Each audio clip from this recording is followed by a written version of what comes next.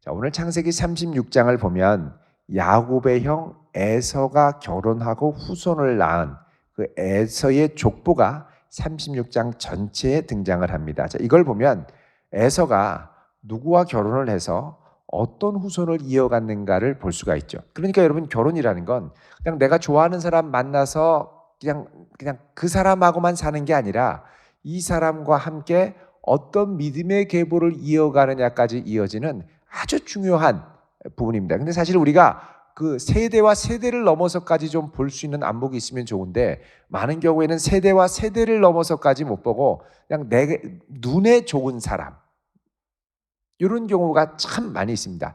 그래서 이제 이 부분을 우리가 하나님 앞에 좀 잘 맡기고 기도할 필요가 있죠.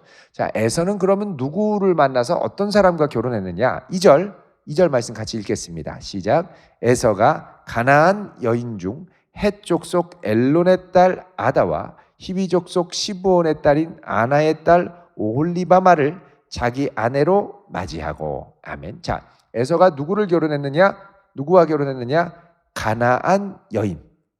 가나안 여인은 여호와 하나님을 알지 못하고 인정하지 못하고 또 가나안 다신들의 이제 음란한 습성을 따라 사는 이 풍습에 익숙한 여인들입니다. 그러니까 하나님을 경외하는 마음이 전혀 없는 거죠. 자, 이런 여인들과 결혼하면 하나님을 경외하는 믿음이 거기서 죽습니다. 여러분, 유대인들은 아버지가 유대인이냐보다 어머니가 유대인이냐를 훨씬 더 중요하게 여기죠. 어머니의 믿음을 통하여 자녀들에게 전수되는 게 아주 중요한 부분이라는 겁니다. 그래서 좋은 믿음으로 믿음이 잘 전수될 수 있도록 기도하고 준비하는 것이 필요한데, 에서는 가나안 여인은 이스라엘 여인과 달리 옷차림이나 이런 것들은 상당히 자극적이죠. 이스라엘 여인들은 둘둘둘 말고 많이 가렸다면 가나안 여인들은 그것도 덥고 건조하니까요, 노출이 심한 복장들이 많이 있습니다. 근데 이 여인들을 보고 에서의 마음이 혹 했던 거죠. 여러분, 그런데 이 에서의 결혼이 부모님들에게는 그렇게 기쁨이 되지 않았습니다. 그러니까 여러분, 이 건강하고 좋은 결혼은 사실 내 결혼을 통해서 부모님도 기쁘고 온 가족이 함께 축복할 수 있는 결혼이 되면 제일 좋습니다. 제일 바람직하죠. 자, 그런데 에서의 결혼 같은 경우는 본인의 눈에는 너무 좋은 사람, 괜찮은 여자랑 결혼한 것 같은데 부모님께는 너무 골칫거리가 된 겁니다. 자, 우리 창세기 28장을 보시겠습니다. 창세기 28장. 자, 27장 46절에 보면 리브가가 이삭한테 이렇게 얘기를 하죠. 자, 읽어봅니다. 시작. 리브가가 이삭에게 이르되 내가 햇사람의 딸들로 말미암아 내 삶이 싫어졌거늘 야곱이 만일 이 땅의 딸들 곧 그들과 같은 햇사람의 딸들 중에서 아내를 맞이하면 내 삶이 내게 무슨 재미가 있으리까? 자, 이 리브가가 이 에서의 딸들, 에서의 아내들 때문에 너무 스트레스를 받은 거죠. 내가 햇사람의 딸들, 가나안 여인이라는 겁니다. 가나안 풍습을 이어받은 이 딸들로 말미암아 내 삶이 싫어졌다. 죽고 싶다는 거예요. 얘네들 눈 뜨고 보고 살자니 그냥 차라리 사는 게 싫어. 사는 맛이 없어요. 사는 맛이. 자, 야곱이 만일 이 땅의 딸들 곧 그들과 같은 햇사람의 딸 등 중에서 아내를 맞이하면, 자, 이제 큰 아들 에서는 햇사람과 결혼해서 지금 내가 지금 너무 골치가 지근지근 아픈데 내 이제 둘째 야곱마저도 이런 햇사람하고 결혼하면 나 진짜 못 살겠다는 거죠. 무슨 재미가 있으리까?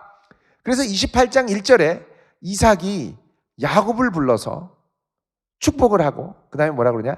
당부한다 그럽니다. 당부. 신신당부. 정말 부탁하는데 너 가나안 사람의 딸들 중에는 아내를 맞이하지 말고 일어나서 밧단 아람으로 가서 내 외조부 부두엘의 집에 이르러 거기서 내 외삼촌 라반의 딸 중에서 아내를 맞이하라. 그러니까 믿음의 계보를 이어갈 수 있는 믿음의 족보 가운데 아내를 맞이하라 라고 얘기를 하죠. 물론 이런 생각을 할 수 있습니다. 내가 정말 이 사람 잘해서 믿음을 갖게 만들어야지. 여러분, 믿음을 갖게 만드는 건 내 의지로 잘 되지 않습니다. 혹 여러분이 이제 벌써 이미 교제를 하고 그 형제나 자매가 믿음 생활을 하지 않는다면 믿음 생활을 할 것을 다짐하고 세례도 받고 어느 정도 기독교 문화에 익숙한 상태, 신앙생활의 문화에 익숙한 상태에서 결혼을 한다면 그래도 그 이후에 믿음 안에 가정을 이루어가는데 훨씬 편하고 빠르고 좋을 수 있으나, 그렇지 않은 상태에서 정말 좋아서 믿음 빼고 다 좋아서 결혼을 하면 믿음으로 그 사람을 데려오기가 너무너무 어려울 때가 많습니다. 그거는 여러분 제가 눈물 콧물 빼며 기도하며 씨름해야 될 부분이 될 것입니다. 그러니까 이제 이미 이렇게 이제 관계가 돼서 이제 너무 깊어진 경우에는 이제 어떻게든 결혼 전에 이 프로젝트는 믿음으로 들어올 수 있도록, 그러니까 잘 권면해서 함께 믿음으로 함께 공동. 여러분 신앙생활 그냥 교회 안 다니는 것 빼고 다 좋을 것 같지만 나중에 우리가 하나님 앞에 설 때 되면 신앙생활 하는 것 빼고 중요한 것 별로 없어집니다. 나중에 확 바뀌어요. 그리고 믿음 생활을 한다는 건 내 인생에 가장 깊고 소중한 것을 함께 나누는 사람이 있다는 이야기이기 때문에 내 인생에 제일 소중한 예수님과 믿음 생활에 대해서 말이 통하지 않고 그거 얘기하면 야, 그거 너무 골치 아프고 다른 얘기하자. 그리고 맨날 뭐 맛집 얘기하고 경치 좋은 데 얘기하고 핸드폰 신상 얘기하고 자동차 좋은 거 나온 거 얘기하고 자 그런 얘기만 하면 이게 이제 내 속에 깊은 게 이게 안 나눠지는 거예요. 이게 그 얘기하고 나면 그때는 재미 좀 지나고 나면 허해집니다. 대화의 특징이. 그래서 여러분 가장 깊은 것을 나누려면 사실은 믿음을 공유하는 게 가장 큰 복입니다. 그래서 이미 교제가 시작이 됐다면 어떻게든 이 믿음이 들어갈 수 있도록 기도하면서 나에게 가장 소중한 것이 믿음이니 이 믿음을 같이 공유하고 나눌 수 있을 때 나는 결혼하고 싶다. 이렇게 얘기를 하셔야 됩니다. 근데 반대로 야, 너 교회 같은 거 다니려면 너 혼자 다니고 나한테 강요하려면 난 너랑 안 맞는다. 그러면 그래 만나지 말자. 이렇게 하셔야 됩니다. 내가 이거를 타협을 하고 결국은 나 혼자 고립이 되면 너무너무 어려워집니다. 그러니까 마음이 열린 형제, 적어도 안 다닌다고 해도 마음이 그래도 열린 형제 자매를 만나셔야 됩니다. 우리 신혼부부에 보면 신랑 한쪽만 믿고 신부 한쪽만 믿는 경우도 있습니다. 그러고서는 이제 결혼을 하고 신부나 신랑을 교회로 같이 데려오는 경우가 있죠. 여러분 그래도 마음이 열린 상태에서 교회에 오면 결국은 은혜를 받고 믿음이 열리고 그러면서 함께 믿음의 공동체, 가정을 이루어가는 것을 많이 보게 됩니다.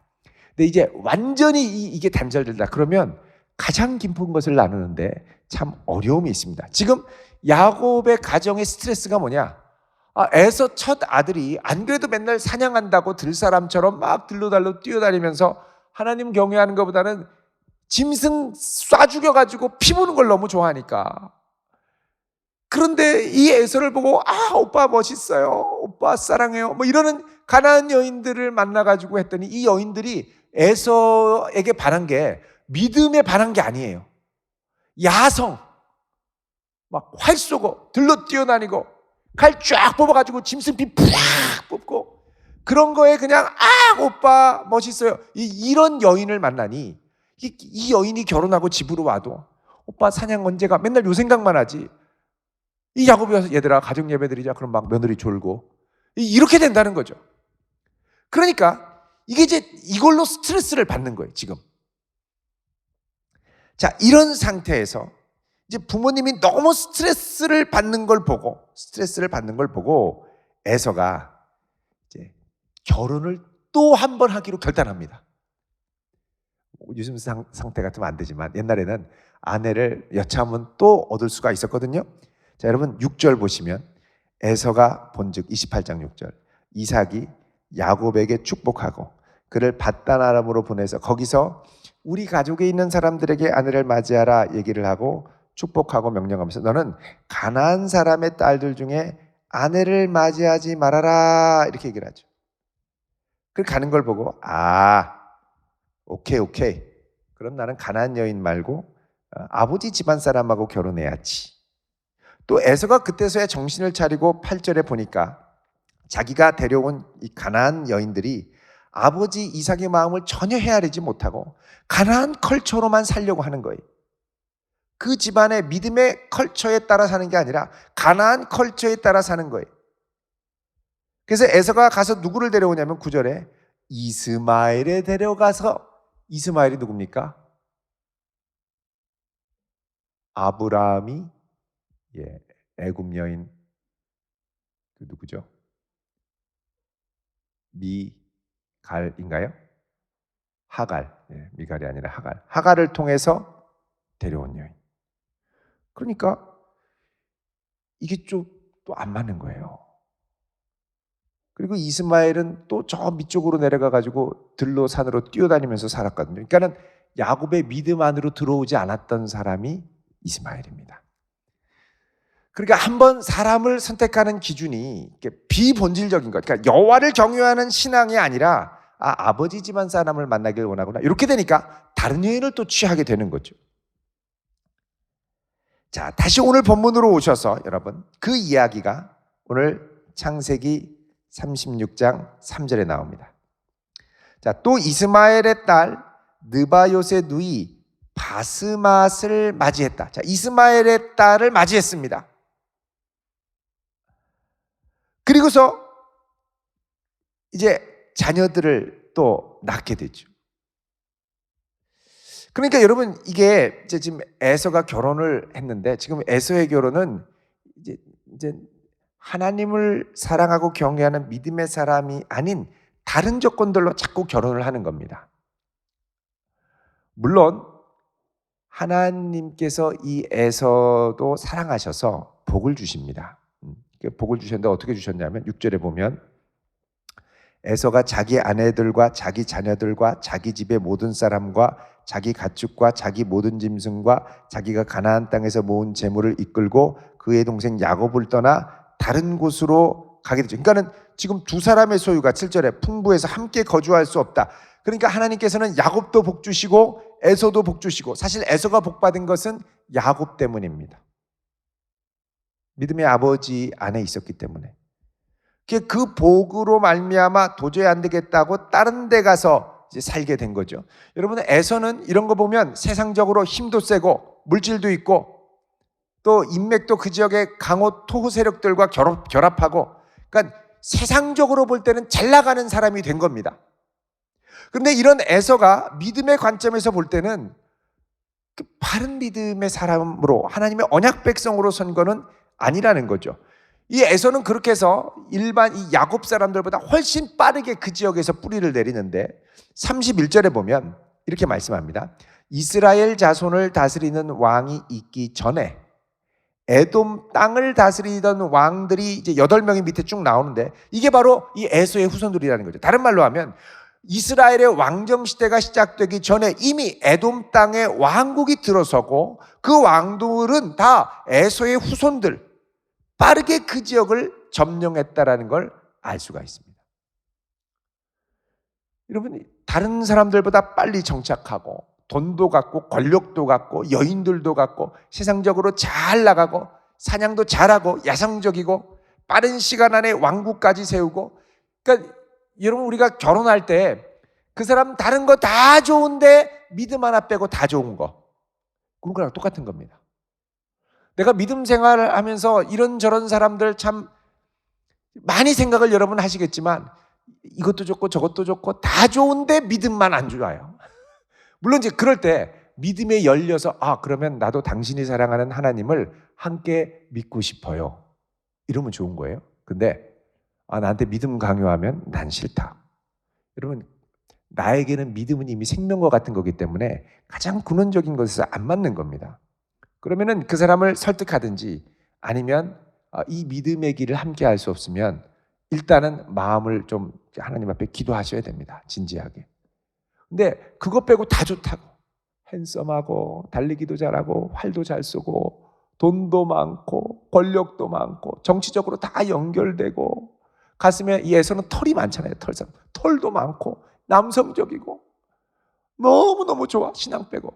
이럴 땐 조심해야 된다는 거예요.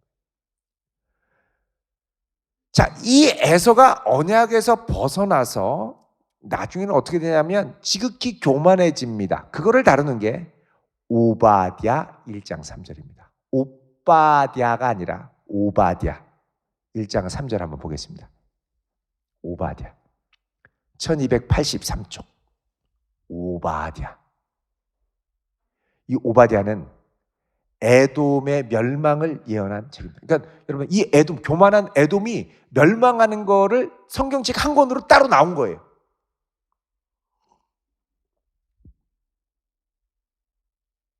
오바댜 1장 1절에 하나님께서 주 여호와께서 에돔에 대하여 말씀하시니라 그러죠. 그러면서 뭐라 그러냐면 3절에 너의 마음의 교만이 너를 속였도다. 바위 틈에 거주하며 이 에돔이 살았던 남쪽 에돔 지역은 페트라가 있는 아주 그 바위가 많은 곳이죠. 높은 곳에 사는 자여 내가 마음에 이르기를 누가 능히 나를 땅에 끌어내리겠느냐. 아주 교만했죠. 왕교만. 교만의 끝판왕이 이 욕입니다. 그런데 하나님께서 뭐라 그러냐 18절에 보시면 야곱 족속은 불이 될 것이며 요셉 족속은 불꽃이 될 것이요 에서 족속은 뭐가 됩니까? 지푸라기. 그들이 그들 위에서 붙어서 그들을 불사를 것인즉 에서 족속에 남은 자가 없게 된다는 겁니다. 결국은 당분간 한동안 몇 대에 걸쳐서 좋아 보이지만 결국 그들의 끝은 하나님을 경외하지 않는 그들은 끝이 아주 비참하게 끝난다는 겁니다. 여러분 지금 이 에서의 일대기를 보면요, 이렇게 해서 이 가나안의 토호 세력들과 결탁하고 그리고 이스마엘 그 자리에서 또 한 자리를 차지했던 이스마엘의 세력과 결탁하면서 빠르게 세력을 확장하면서 그 지역의 맹주로 자리매김을 하게 됐죠. 근데 반면에 야곱은 하나님의 언약을 붙들었습니다. 야곱은 하나님의 언약을 붙들고 어떤 일이 일어납니까? 그토록 끔찍이도 사랑하던 아들 요셉을 잃어버립니다. 믿음의 가정과 결혼을 하긴 했는데 아들을 잃어요. 또 얼마 지나지 않아서는 온 세상에 몰아닥친 기근으로 인해서 굶고 쫄쫄 고생하다가 애굽으로 그냥 다 이주해버립니다. 그 약속의 땅을 못 지키고 나가는 거죠. 물론 하나님의 인도하신 가운데 갔습니다만 그 약속의 땅을 버리고 이주하고 그리고 나중에는 그 야곱의 후손들은 어떻게 됩니까? 거기서 떵떵거리고 잘 살기는커녕 갈수록 노예로 전락합니다. 노예로 몸부림치고 살려달라고 하니까 430년 후에 하나님이 그들을 구해서 출애굽해서 다시 약속의 땅으로 데리고 오시죠. 여러분 어떻게 보면 야곱과 그 후손들은 하나님의 언약을 붙들었기 때문에 진짜 파란만장하고 세상에서는 무명한 자 같고 짓밟히는 자 같고 정말 힘든 길을 걸어가게 되죠. 반면에 이 에돔의 세력은 거기서 승승장구하면서 아주 잘 나가는 것 같습니다. 저 봐라 저 봐라 믿음의 사람하고 결혼해도 저 찢어지게 가난하게 살고 고생하고 끌려다니고 아무것도 없고 별 볼 일 없잖아. 이렇게 에돔은 충분히 생각할 수 있었다는 것이죠. 그런데 여러분 이게 지나고 나자 세월이 가고 갈수록 하나님의 약속이 성취되면서 에돔의 족속은 갈수록 쇠퇴하고 하나님의 자손들은 갈수록 하나님의 영광을 드러내는 족속으로 쓰임을 받게 됩니다. 여러분 나는 지금 에서 같은 삶을 꿈꿉니까? 야곱 같은 삶을 꿈꿉니까? 나의 결혼은 에서와 같은 결혼을 꿈꿉니까? 야곱과 같은 결혼을 꿈꿉니까? 여러분 야곱 처음 도망가서 에서는 결혼할 때 좀 폼 좀 나고 있어 보였습니다. 활도 잘 쏘고 아버지 부자고 떵떵거리고 돌아다니고 그러니까 가나안의 딸들을 서로 주려고 난리죠. 야곱은 쫓겨나가지고 가가지고 라헬, 레아 양 물먹이다가 서로 싸우고 그러니까 멀리서 형 이 살기를 피해서 도망가가지고 이러고 찌그러져 있었죠. 그러니까 처음부터 이게 뭐 별로 주도권도 없고 이 삼촌 집에서 더부살이하고 그러니까 이렇게 대단해 보이지 않았던 거죠. 오직 야곱은 딱 하나 자기와 함께하는 하나님만 붙들고 나갔던 사람입니다. 그러니까 우리가 이 두 삶을 객관적으로 이렇게 보면 야 이건 좀 너무 좀 빈티나게 사는 거 아니야? 여기 에서가 좀 더 나아 보일 수 있는 느낌이 드는 거죠. 여러분 제가 전에 대학에서 강의할 때 학생들에게 물어봅니다. 여러분이 꿈꾸는 이상적인 결혼하고 어떻게 살고 싶습니까? 어떤 배우자를 만나고 싶습니까? 그때 이제 그 수업을 들었던 학생들이 이제 남학생이 많았던 공과대학 학생들이었습니다. 학생들이 저는요 아우디를 몰고요 수영장이 딸린 저택에서 살고요 김태희와 같은 아내를 맞이하여 자산은 100억 이상이 되어야 하고요. 그 보니까 다 드라마에서 나오는 무슨 부잣집 아들 그런 얘기하고 있는 거예요. 여러분 의외로 많은 이들이 에서의 삶을 꿈꾸고 있습니다.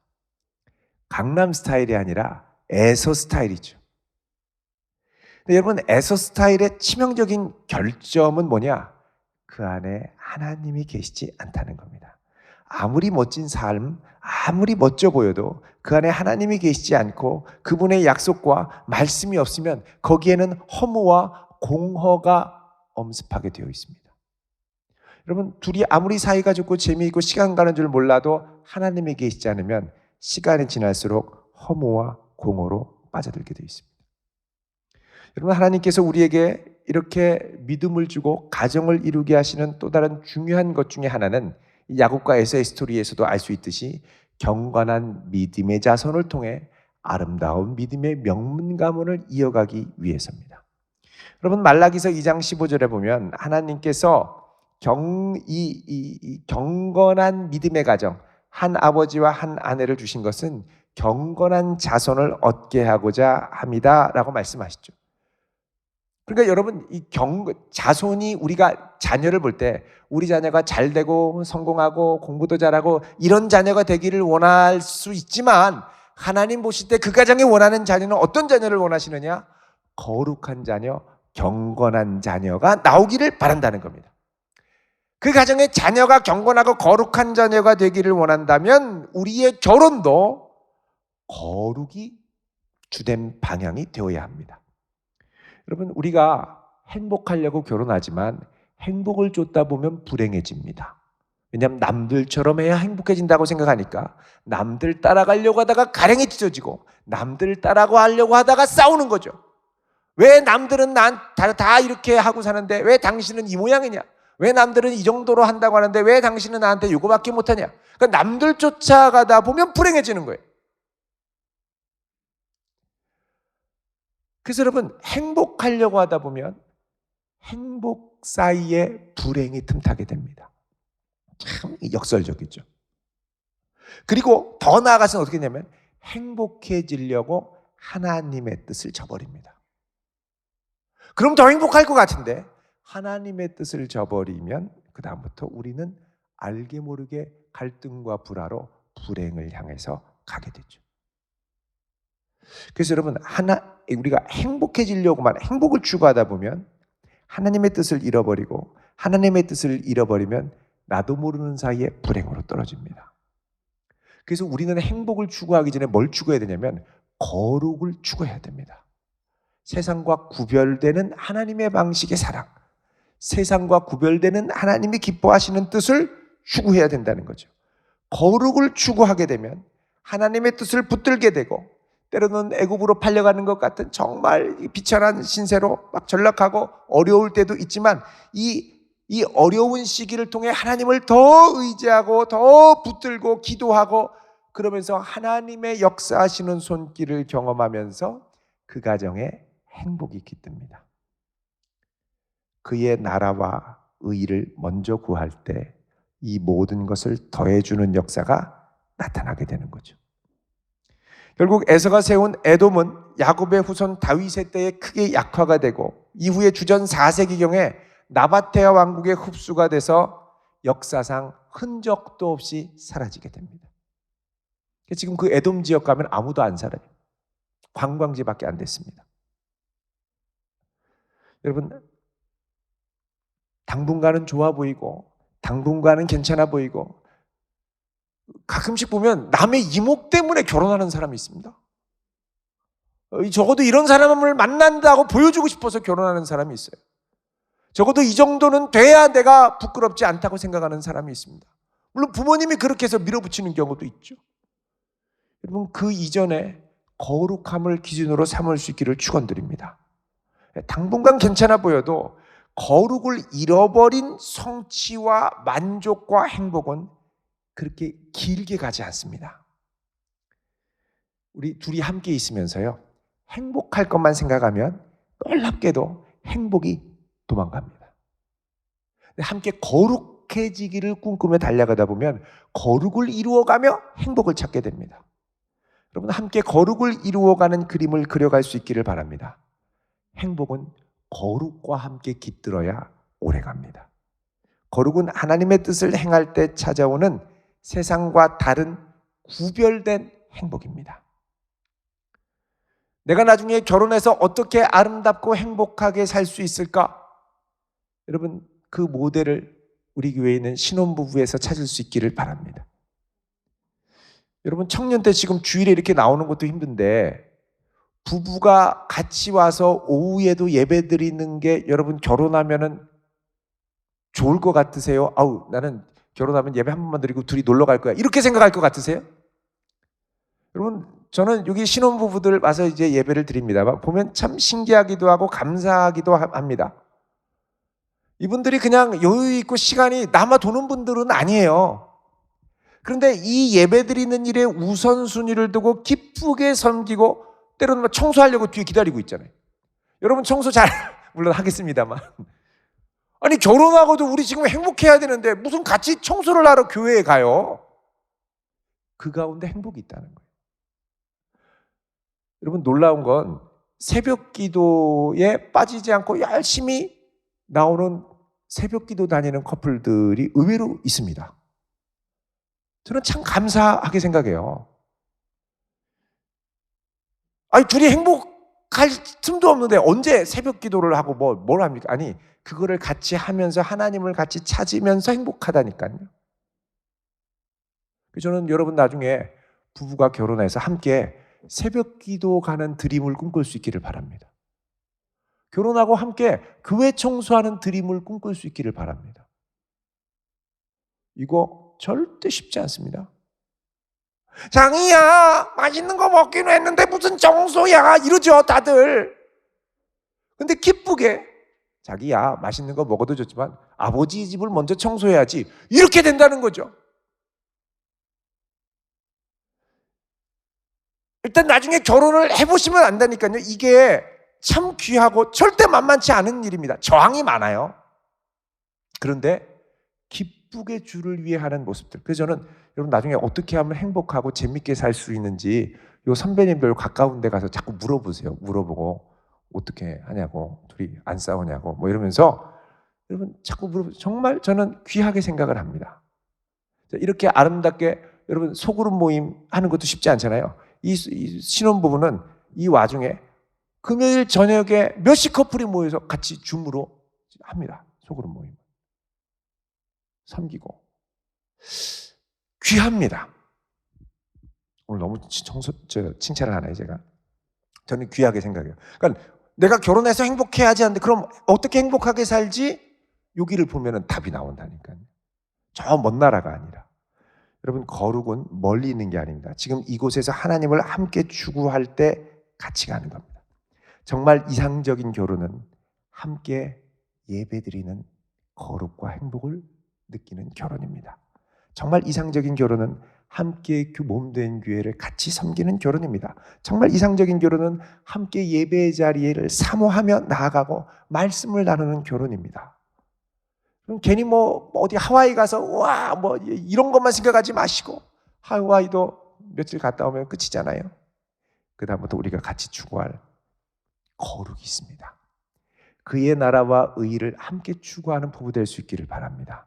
여러분, 기도하셔야 돼요. 하나님, 이런 가정 꾸릴 수 있도록 만남의 복을 허락하시고 하나님 인도해 주셔서 하나님을 기쁘시게 하는 결혼 되게 해주세요. 그러니까 결혼해서 하나님을 기쁘시게 하는 걸 배제시키면 내 행복만 추구하다가 거룩을 잃어버리고 그러다가 보면 결국은 어려워져요.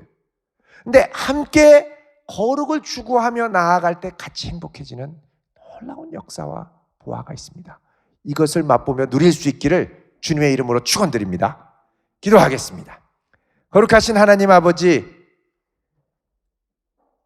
청년의 때에 하나님을 알게 하시고 예배하게 하심을 감사합니다. 우리가 이 땅을 살아가면서 하나님께서 예비하신 소중한 배우자를 만나기를 원합니다. 우리의 결혼과 만남 가운데 하나님 개입해 주시고 하나님이 기뻐하시는 사람을 만나고 하나님 기뻐하시는 가정을 꾸리고 하나님 기뻐하시는 예배의 자리와 거룩의 자리를 사모할 수 있는 그런 저희들 되도록 인도해 주옵소서. 예수님 이름으로 기도드립니다. 아멘.